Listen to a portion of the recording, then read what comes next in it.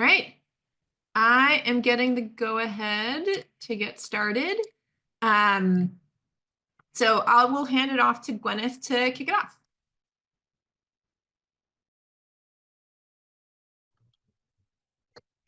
Thanks, Vivian, and welcome everyone. I'm very glad to see you today. My name is Gwyneth Galbraith. I sit in global philanthropy at JP Morgan Chase, and I'm really excited for today's webinar and happy to welcome you all.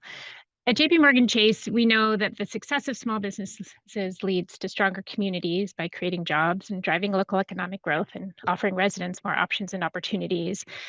Yet we also know that there's data that shows that 75% of all business owners would like to exit their businesses within the next decade. That's 12 million businesses that are likely to change hands, including millions of small businesses. We also know that ownership transitions aren't always smooth or successful.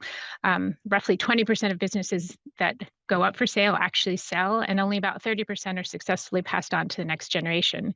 And this leads to potential negative economic impact that can be pretty significant on the businesses, the employees, and their communities.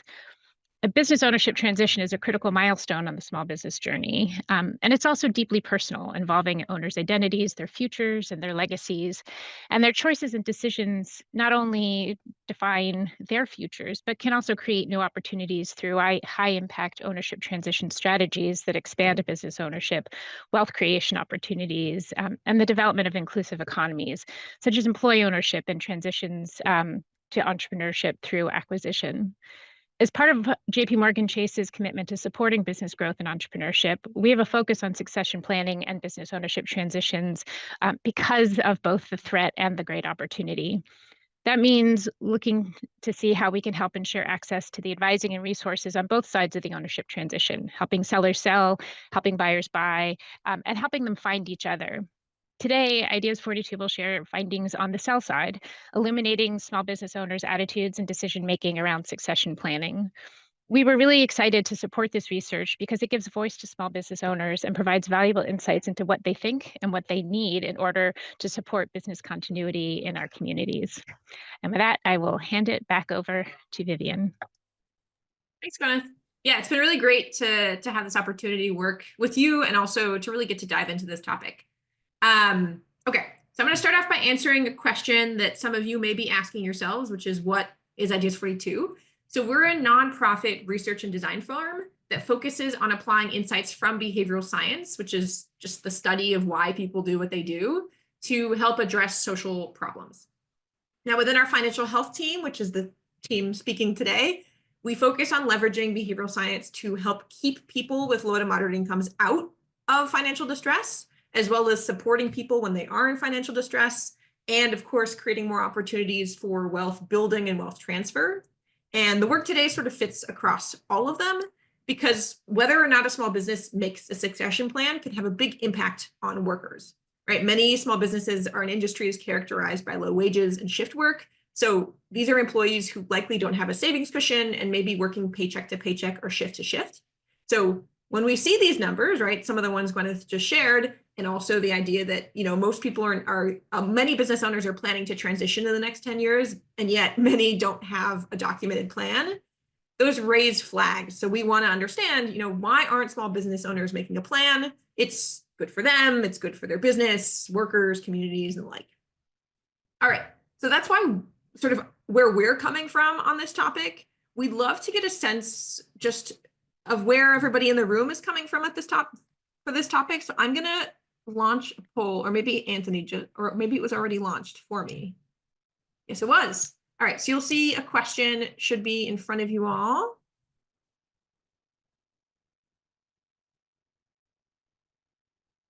Let's see whose work focuses where.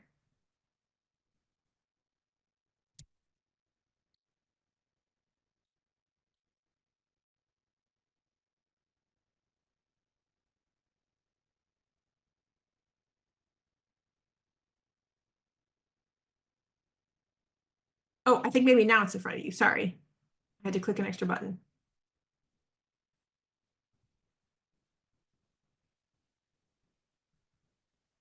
All right, so I'm live narrating here, but it seems like most people in the room are supporting small business owners directly.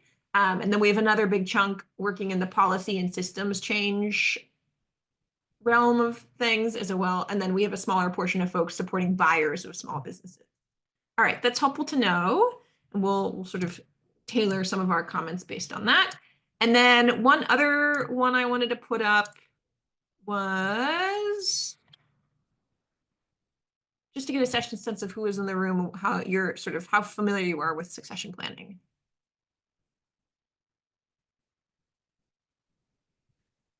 All right. So actually, we have a good range of folks as far as familiarity is concerned, although most people are at least moderately familiar, if not very familiar. Oh, the numbers are changing. All right, we're even more familiar now. The updated numbers show that folks are more familiar than at first. All right, that's very helpful, and so I appreciate you taking a moment to answer those. Okay.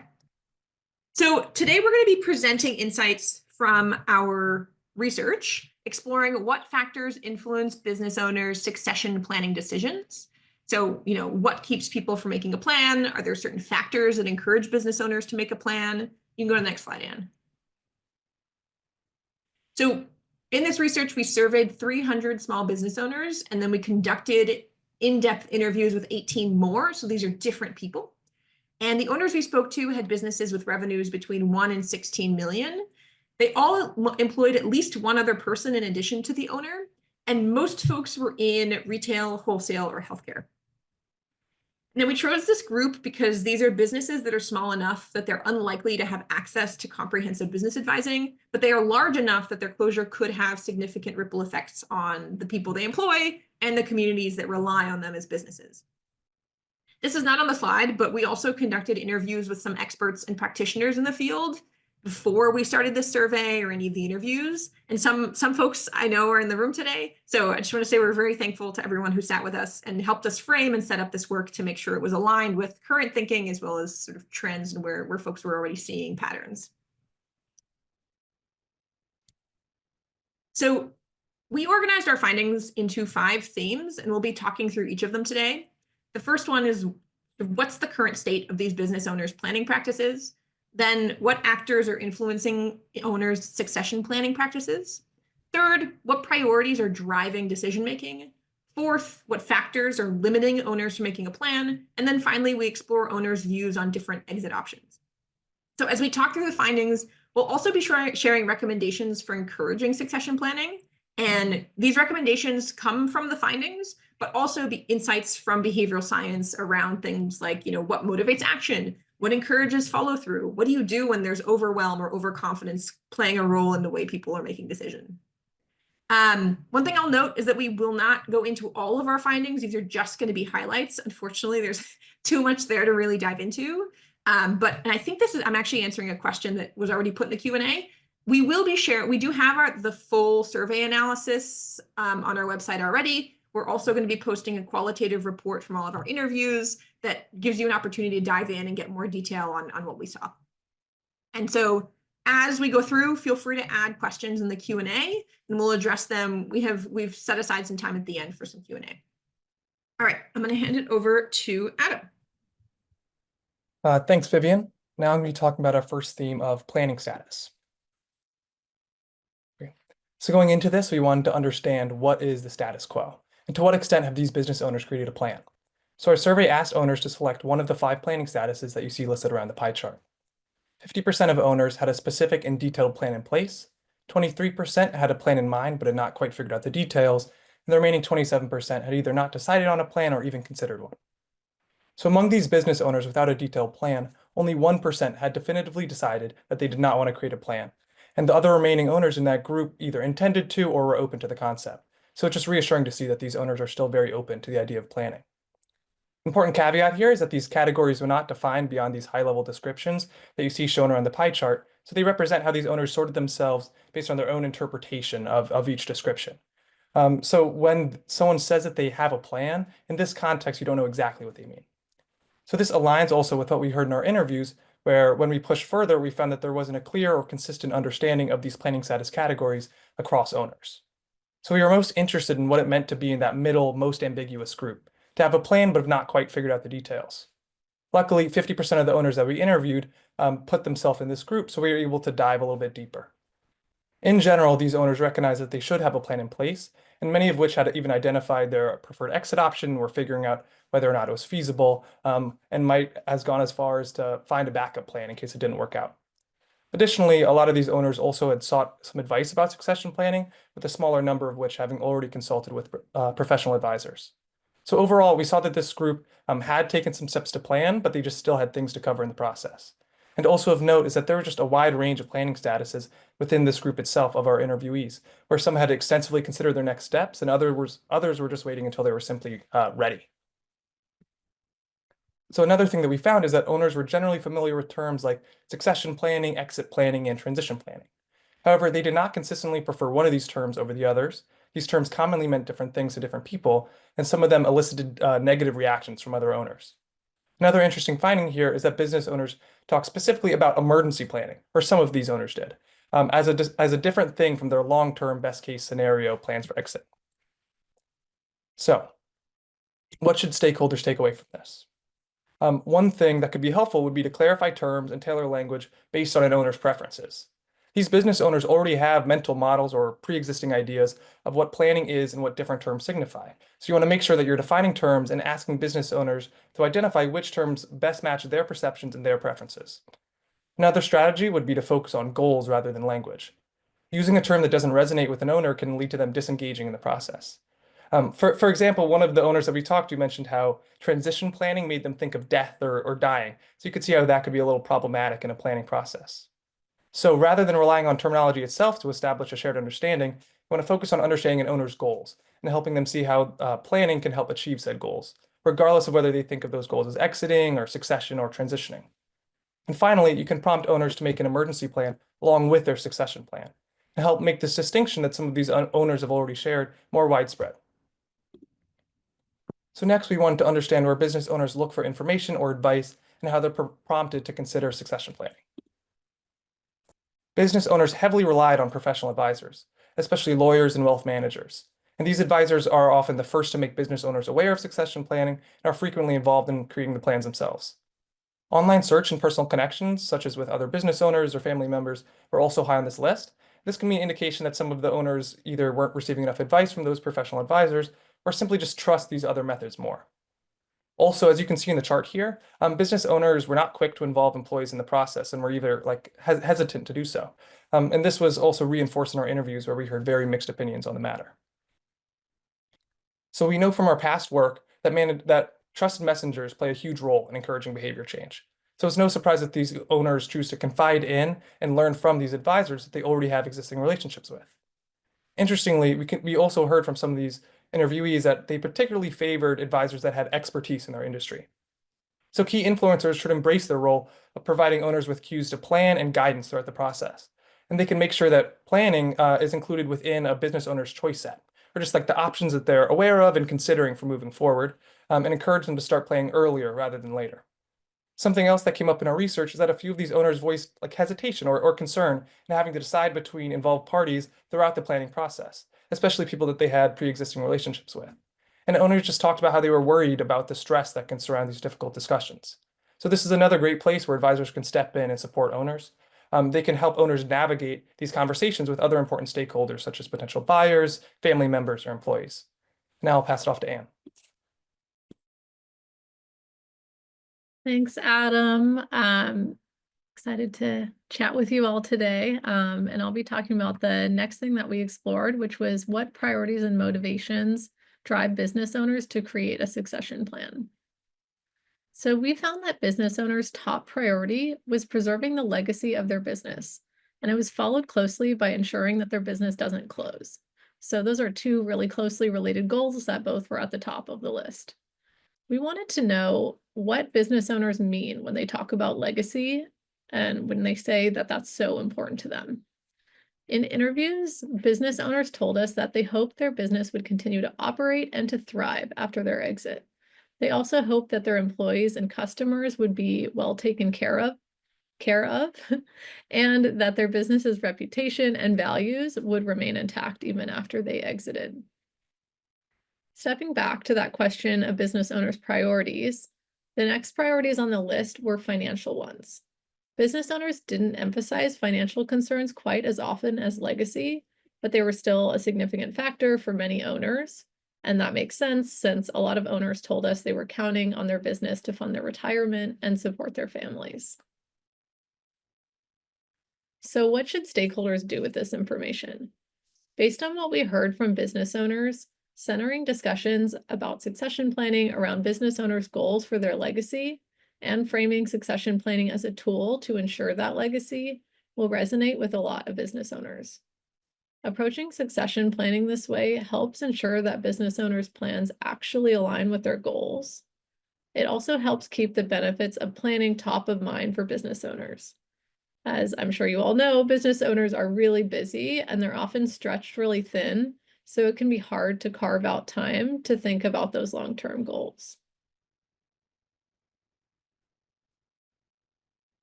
Owners also told us that they worry about what will happen to their business when they exit.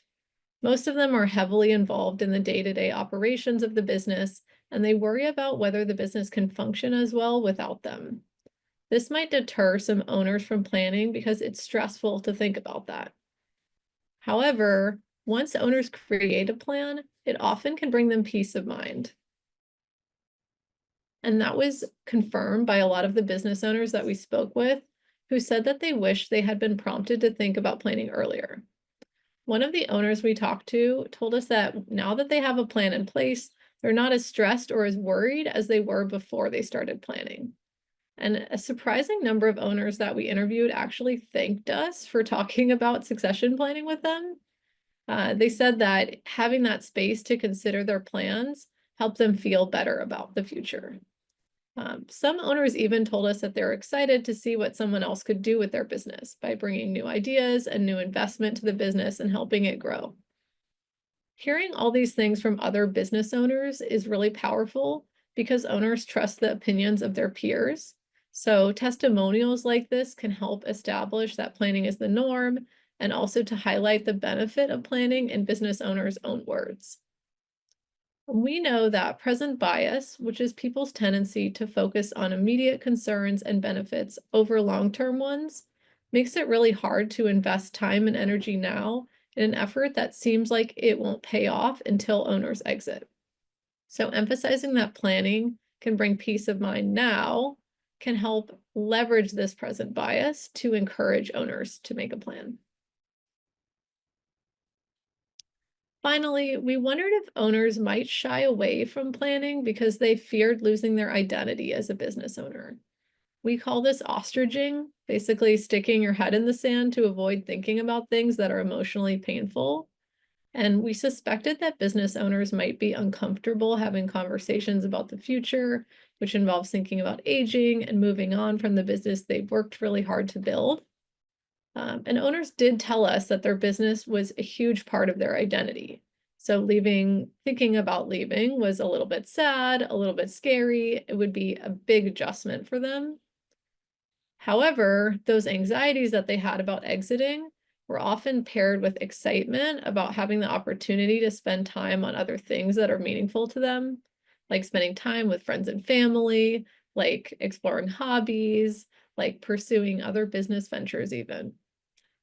For many of these business owners, running their business was really rewarding, but also really hard. So these owners basically told us that they were excited to finally have a life outside of their business. So how can stakeholders tap into this source of motivation? Stakeholders should encourage business owners to think both about their business goals and their personal goals when they're planning. Asking them specifically how they'll spend their time once they exit can make those benefits of planning more concrete and vivid. And it gives business owners something to look forward to on those days when running their business feels really hard. All right, so the next thing we looked at was what factors impact business owners' ability to effectively plan for their exit. We thought lack of awareness might be a limiting factor, but most business owners were aware of succession planning. And as Adam mentioned earlier, only 1% of owners who didn't already have a detailed plan said they definitely didn't want to create a plan. So the vast majority of them either already intended to create a plan, or at least they were open to the possibility. That said, business owners did not view planning as urgent. And they often delayed getting started because they felt it was too early to make a plan.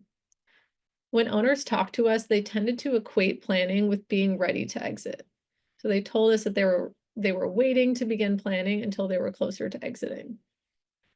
Many owners also said they thought their business needed to become more successful or stable before they could make a plan. This concerned us because planning is often a time-consuming process, and early planning can make a difference to set businesses up for success once the owner exits. As many of you have probably seen, unfortunately, exits often occur earlier than owners expect or in circumstances that owners didn't anticipate. So if owners wait until they feel ready, they might not have time to make a plan before they need to exit.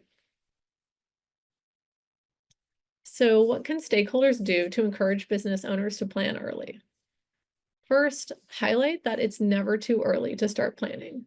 Many owners told us that they wish they'd started planning earlier. And several of them said if they could give other business owners advice, they would tell them to have a succession plan from day one.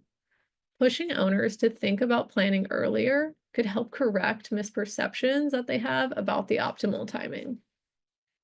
Owners would also benefit from having templates so they could see what planning could look like at different stages of the business. Providing clear and specific guidance can reduce hassles by helping business owners know exactly what they need to do and spend less time researching. Many small business owners told us that they wanted to learn more about the succession planning process. So we think businesses would be receptive to this information. And starting that conversation creates another opportunity to shift owners' mental models about when the right time to plan is. Because business owners are often looking for those cues for when they should be thinking about planning. And if they don't see the cues, then they might continue to delay. Heuristics or rules of thumb can be helpful here. So business owners want to know, what should I be doing when I'm first starting my business? What should I do once I'm 10 years in? What things can wait until I'm ready to exit, and which things really shouldn't wait? Advisors can also use heuristics for themselves. So advisors could make a habit of asking about succession plans, say the second time they meet with a business owner, or they could bundle planning with other things that owners do in advance, like creating a business plan or establishing a will. So whenever they talk about one of those things, they can also talk about succession planning. Moving on to the next limiting factor, business owners recognized that planning was a complex process, but they didn't report feeling intimidated by it. They said they felt confident in their understanding of the process, or felt confident that they know where to go for support once they need it. That said, as we mentioned before, business owners are really busy, so not having the bandwidth to get started was a significant factor that held people back from planning. Business owners are aware that planning is complex and time-consuming, so they don't really see how that could fit into their busy lives. And this isn't surprising, because anytime that people are in a context of scarcity, in this case, scarcity of time and energy, they're more likely to focus on the day-to-day. Planning is often a long process, and there's a lot of decisions to think through. It can be really emotionally taxing. So it's hard to commit to taking that on when owners are so busy keeping their businesses running. So what can stakeholders do to make the process feel more manageable? First, they can reduce hassles for business owners by providing clear guidance and dividing planning into a series of smaller steps that take less time and less energy to complete. A lot of business owners told us that it was important that they plan the right way. And they said they wish they had a roadmap with step-by-step guidance. Breaking the process down into steps also has the added benefit of creating a sense of progress for owners, because once owners complete one step, then they feel a sense of momentum that can carry them forward. Next recommendation, integrating planning into existing relationships or touch points can make it feel less like one more thing that owners need to take on. Owners told us that they wanted to hear more about planning from lots of different actors, from lawyers to accountants to bankers to government agencies like the SBA. That said, it's important not to include too many decision points in one conversation. So planning could be framed as something business owners and advisors can revisit over time. This also helps with owners' fears that they might not do it right, emphasizing that there's not just one right way to plan, and they can continue to revise their plan over time if circumstances change. This takes off some of that pressure to figure everything out and get it right all at once. All right. Now I'm going to hand it over to Vivian, who will walk us through our last set of findings. Thanks, Ben. All right, so finally, we wanted to understand business owners' perceptions of their different exit options. So in behavioral science, we often talk about choice sets. Basically, when we're making a decision, we're choosing from the options that we can think of or that we know of, and that is our choice set. And what options are in our choice set have a big effect on our ultimate decision, because at the most basic level, if something isn't there, we can't choose it, right? Even if it aligns with our preferences and our desires and our goals. So we wanted to get a sense of what's in the business owner's choice sets, and then how are they perceiving the options? How are they making trade-offs to really understand what they think of the different options in front of them? So the first thing we found was that the majority of our survey respondents, which was about 80%, agreed that they're satisfied with the exit options they expect to have available, and they reported feeling confident that they understand their options. So together, this suggests that business owners aren't going to be seeking out new or different options because there isn't really that drive of thinking there's something better out there. And this was reflected in our interviews too. As an example, one respondent shared that they don't believe that there are many exit options that will meet their needs. So they're happy sticking with the ones they know will meet their needs already. So the graph that you see on the screen here was a follow-up question where we asked respondents, of the options you're open to, which are you most likely to pursue? And there's a trend here where owners prioritize the options they're already familiar with. So if you look at the middle group, those are business owners who acquired their businesses, and they are the most likely to consider selling their business. So their dark green bar is the tallest. Whereas owners whose business was passed down within the family, which is the group on the right, they are by far the most likely to consider transferring ownership to a family member, which is that light green bar, which again is the highest for that group. This is a fairly predictable pattern. People tend to prefer things that they are familiar with, but it likely contributes to business owners doing things like assuming that their kids will take over the business because, they did. So overall, business owners were decisive. None of them weren't sure what option they want to pursue, but this narrowing prematurely is what we want to be thinking about. So it's crucial for stakeholders to really encourage a broader view and introduce business owners to new or different ways of exiting. And you can do this in lots of ways. So walking through the benefits and risks of each option can really help set an equal playing field across familiar and unfamiliar options. So businesses aren't comparing familiar options that they really understand in depth to an unfamiliar option that they sort of understand some things about and may sort of feel like that's a harder or more complicated option. And doing things like, providing case studies of business owners like you, or creating a stronger bridge between sellers and buyers can make new or different options feel more real. It can help business owners sort of visualize what that would look like and understand what that would look like. Creating this bridge and positioning buyers as leaders can also address another challenge to sale that we heard about, which is that owners can be very particular about who's taking over their business. It's not just about having enough capital, but can they see that person as a leader of their business? So finally, it seems like business owners are overly optimistic about the feasibility of their preferred plan. So we see this in a number of data points. Most respondents planned to transfer their business to a new family member, yet as Gwyneth mentioned, only 30% of family businesses even survive to the second generation. And in our interviews, we heard a number of interviewees expressing a hope that their kids would come around to the idea, which you could see one of the quotes on the screen.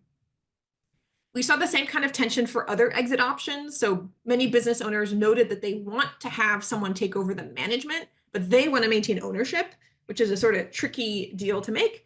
But then when we asked a follow-up question about what they would do if it wasn't possible, few of them had an alternate plan. So they're just assuming that this plan is going to work out. And then for people who want to sell their business, most hoped to do so without a broker, which then vastly underestimates the challenge of finding a buyer. So this kind of overconfidence is quite common. I'm sure many of you have heard the statistic that I think 3/4 of drivers consider themselves better than average, which is not possible. Otherwise, it would not be an average. So it's not, overconfidence isn't this sort of like, it's only in this space that we're seeing it. But the question is, what can you do if you're working with a business owner who seems overconfident about their exit option? Well, sometimes it's possible to adjust this overconfidence just by offering data on the actual likelihood of success of different options. Other times, rather than trying to change people's minds, actually leaning into the preferred option and starting to act on it can make it clear that that option isn't as easy as it seemed, right? Trying to find a buyer will make you realize how hard it is to find a buyer. And so in doing so, you can really encourage owners to identify a timeline for how long they'll pursue this option, how long they'll stick to really rigid criteria, for example, around who they'll sell to or who they won't, before they try an alternate plan. Then on a similar note, just encouraging a backup plan can help really just ensure that the overconfidence doesn't have a negative impact on the business. Even if the preferred option fails, there's still that backup plan there. All right, so that's the end of our findings for today. To wrap us up, we have a quick recap of the recommendations we've shared throughout the presentation, but I do want to make sure to get have time for the questions. So we'll move ahead to the next slide. Real quick, Vivian, could we drop our poll first?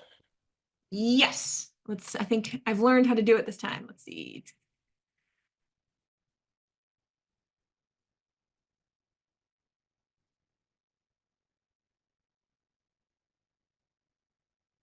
This just a quick closeout poll to get a sense of where this is landing. This is sort of a beginning of our work and thinking around this space.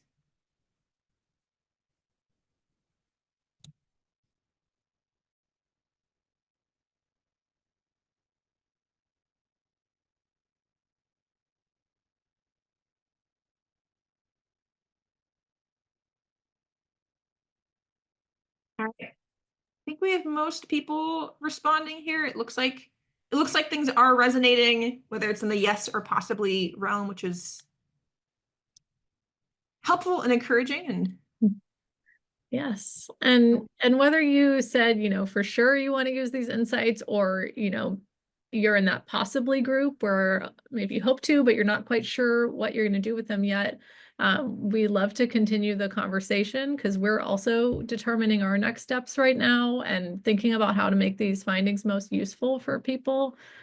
So we definitely want to hear more about what interests you and where you'd like to go from here.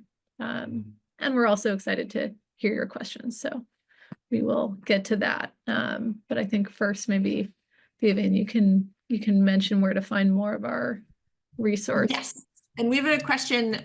This is also a question that's in the Q&A. So our full survey insights are available on our website, and Adam's going to drop a link to the chat to that. In addition, we're going to have the analysis. I think I mentioned this at the beginning. We're going to have the analysis of our interview findings and also the recording of this session available online shortly. And that's all going to be on that webpage. We also have a more detailed version of this deck that has a few more insights that we weren't able to fit into the session today. If there's anyone you can think of who would be interested in these findings, please feel free to share them or send them our way. We're happy to dive into any of the details with anybody, including anybody in this room. We know that there's a lot here, and there's probably more uses for these insights than we necessarily know because we're not sort of on the ground working with the small businesses. So we're interested and excited to talk to folks about what seems relevant, sort of what follow-up questions come up. Yeah, so feel free to send folks our way. All right, I think we're moving into the Q&A now, and I've seen a few questions in the chat. And one person asked if we can go back to the recommendations. So I might just turn the slide back to that so people can read it through, and then we can also go into Q&A as we do that. Okay, so, and we have a couple questions here that are about the participants in the survey. So I'm going to combine two of them. One was about how we found the respondents, and the second pointed out that our sample represents a lot more diversity in terms of age, gender, and race, ethnicity than you typically see around among owners. And so they're just wondering whether we have any insights around that and how to change that pipeline. Yeah, so first, just to start with a little background on how we connected with participants, we did use some paid platforms to access folks. So we worked with Qualtrics to both to host the survey, but also to recruit the business owners who responded to the survey. We found that useful because it is challenging to, kind of get in front of business owners, and we were able to be very specific about getting that diversity of respondents by using that platform. Then for the interviewees, we used a different platform called User Interviews, which is similar in that they have kind of a pool of all kinds of different people, but we specifically looked for business owners who have signed up and said they're willing to, do interviews. So we were again able to look for a really diverse range of respondents there. So those were some useful tools for us. Going to the other question around, how folks might reach a more representative range of business owners. We found the data about key influencers or which stakeholders business owners are looking to for information to be really powerful here. Let me see if I can navigate back to that slide. But one thing that we're interested in exploring is like how we might potentially partner with some of these folks, like lawyers, wealth management advisors. JPMC has some connections there, I hear. But, even thinking about lawyers, like there are professional organizations of lawyers, for example. Are there ways that we could be sharing this information with those folks and connecting with those folks to encourage them to equip those stakeholders with information that can help support this need, which business owners have expressed. So, it's helps meet all the goals we have, but also helps them better serve their clients.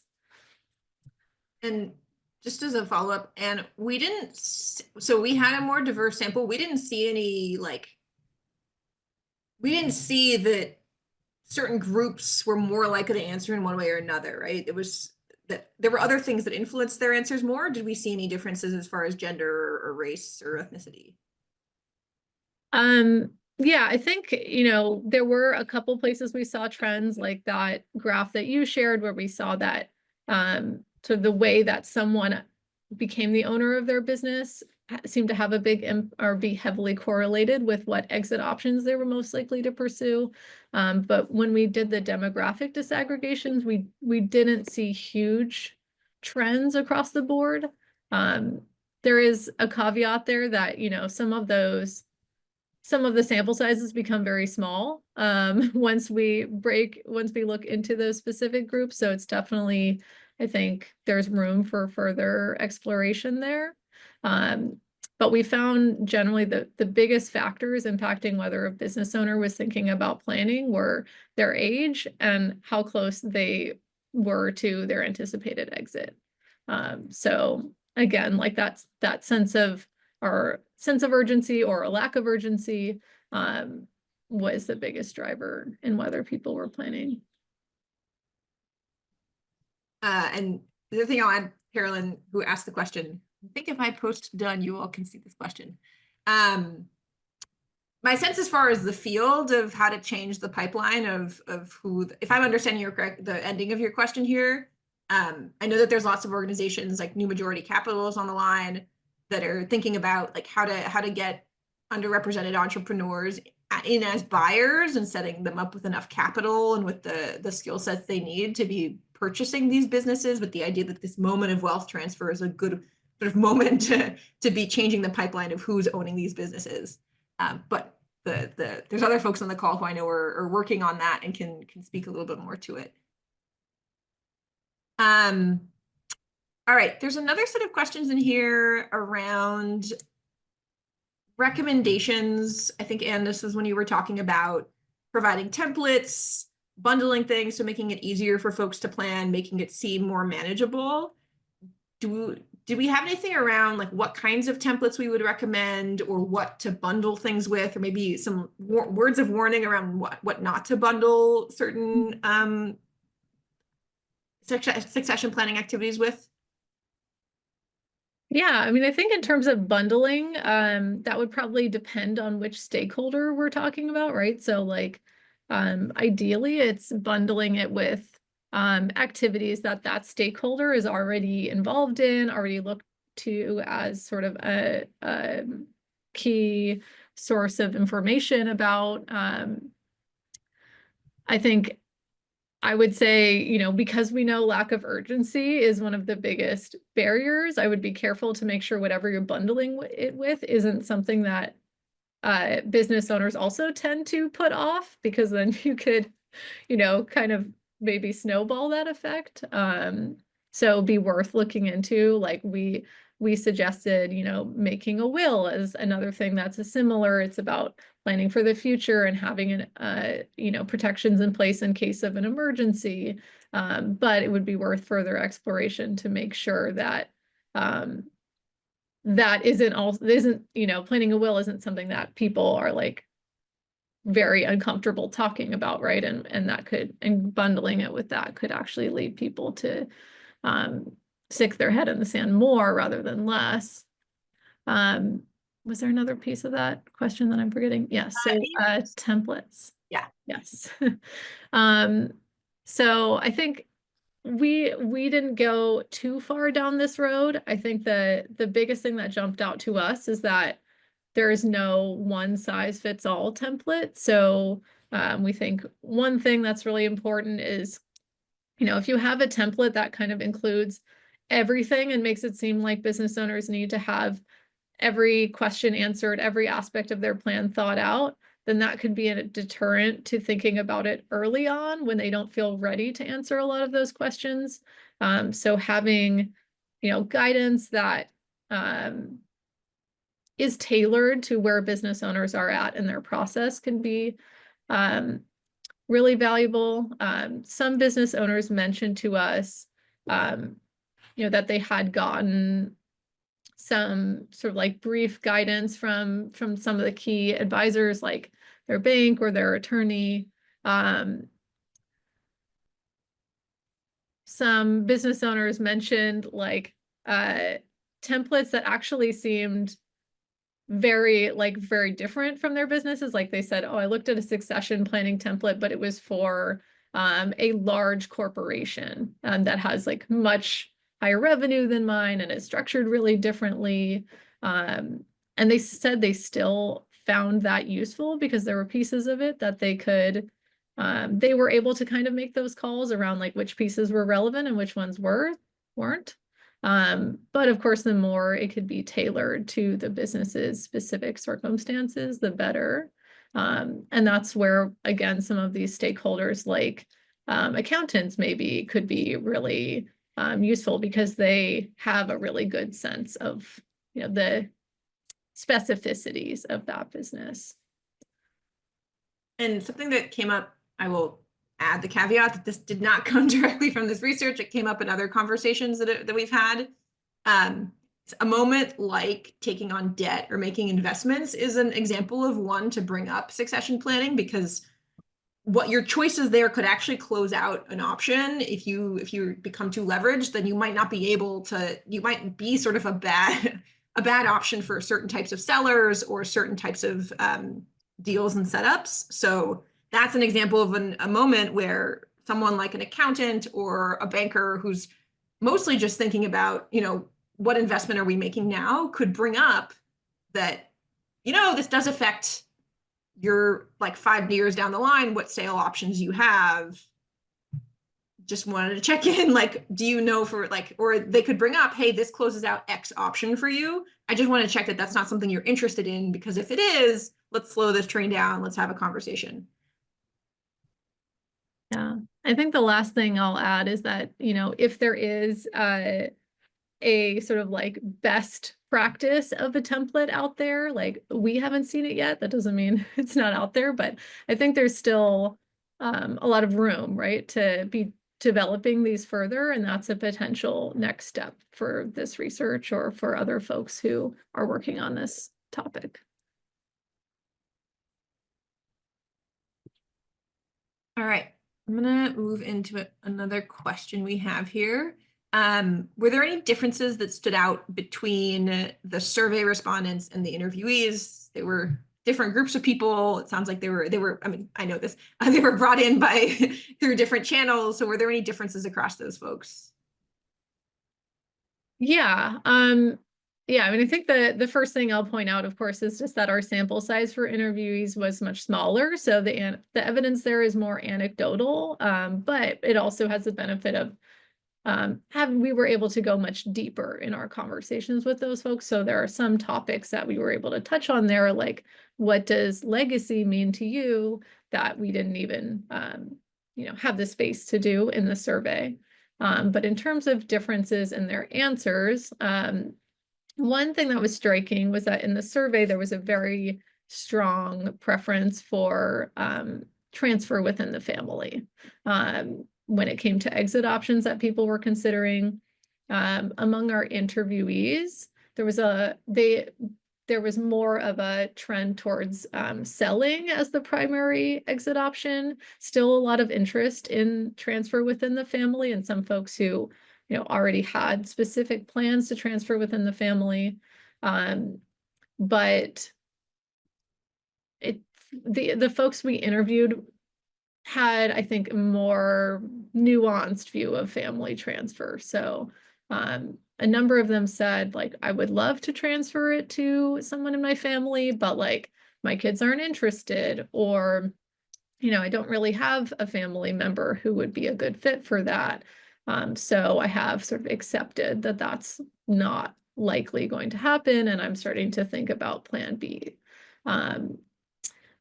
Whereas, we did have we had a couple of free response questions in the survey, and 2 of them were probing deeper on why business owners selected one exit option and not others. And then the last one was just an open response, like, do you have anything more you would like to share with us about succession planning? But when in those responses to the questions around why business owners were open to one option or not open to an option, the responses seemed a lot more black and white around, not as much acknowledgement of, like, even if an option is preferred, it may not be feasible. And a lot of that could boil down just to the format of it, and that there's less space for nuance. But that is one big difference that jumps out. I think we have time for maybe 1 or 2 more questions. Folks, if anybody has any questions they want to add to the Q&A, feel free to add them. I'm bundling some things, so it's not too late. In my section, I mentioned that owners were have some very clear preferences about who their buyer is. What else did we learn about how owners approach finding a buyer from the survey and also the conversations?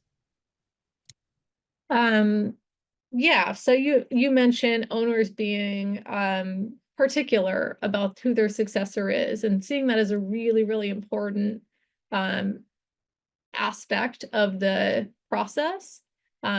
We heard owners They several owners describe their business as their baby, and describe this process as like finding someone who will take good care of it, finding someone I can trust to hand it over to. But also a couple of them, one business owner in particular used this metaphor of like, it's like sending my kid to college. I raised them, I set them up for success, but now it's out of my hands. So I think all of that kind of illuminates just how, attached business owners are to their business and how much responsibility they feel towards it.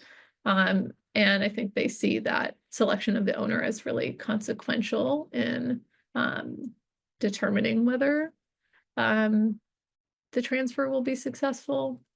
Owners talked a lot about values alignment, and that was often a reason why they gave for preferring transfer to family. But it could also apply to other options that they might not be considering, like transferring it to their employees, or even an unknown buyer if they had an opportunity to, to get to know that buyer on a personal level when they were considering that sale. And there was one buyer or one owner in particular who had already identified a buyer for his business. They were in the process of kind of developing the specific plan for making that happen. And he said that he had actually worked with this buyer. He came from a different industry, had a different skill set, but they happened to interact through an aspect of his work. And he just got to know him well enough that he realized like this guy has really good ideas. He's someone who I can trust. And they ended up having that conversation about selling, even though he had not connected with him initially as a potential buyer. So yeah, it seems like they're having those opportunities to kind of vet a buyer on in terms of whether that buyer meets their goals and whether that buyer is sort of aligned with what they see as their legacy. Can be really powerful. Oh, Vivian, you're on. You're muted.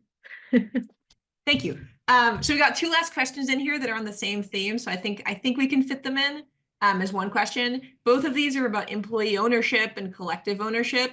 And just asking about, were the small business owners we spoke with aware of it as an option? Did they see it as a viable option?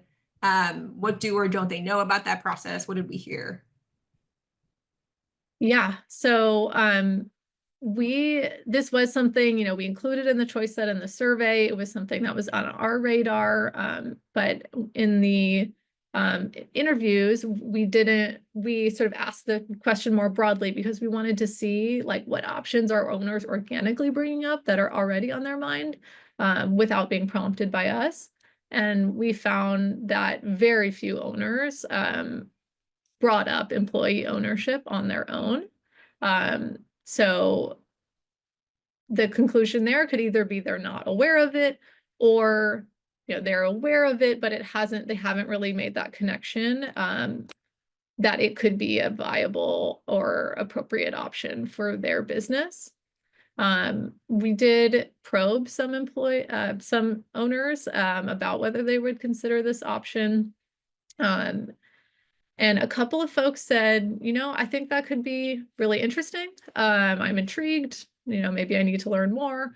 But more often, owners, I think, expressed a little bit of apprehension. Some said that they felt their employees, they're really good at what they do, but they don't have the right skill set to be an owner. Some said that they didn't think their employees would be interested. They said, it's being an owner is really stressful. It's a huge amount of responsibility. And they either assumed that their employees wouldn't want to take that on, or in a handful of cases, they had actually had a conversation with their employees and their employees had said, I don't know if that's for me. And then a couple of folks did mention, financial capital and wondering if it would be employees would have the capital to be able to take over the business, or even kind of viewing it as a burden that they might be putting on their employees. And like, oh, I don't want to put them into a bad situation by taking on this financial burden that they may not have the tools to manage. So I think definitely more room to get, for the most part, what we found is it just wasn't in the choice set that that owners were considering. So there's definitely more room to make folks more aware of it and consider it as an option, but also potentially, as we mentioned, like thinking about, you know, if you can start the conversation as asking owners like what their values and goals are, and then, you know, connect that to a wider range of options, that hopefully might be a way of broadening that choice set. All right, we are basically at time. Mine still says 50, my clock here says 59, but I'm sure some of yours have already hit the hour. So we will be sharing in a follow-up email. We'll have the recording to this, as well as the link to our survey, to the survey results. And I think we're going to send that once we have everything up on the website. But if we don't, we might send a follow-up to anybody who registered saying everything's up. We're just finalizing those qualitative insights. But yeah, thank you all so much for coming and for having some great questions. It's helped us think of some new approaches and new sort of angles on this. And yeah, we'd love to hear from anybody who wants to continue the conversation. And yeah, thank you for joining.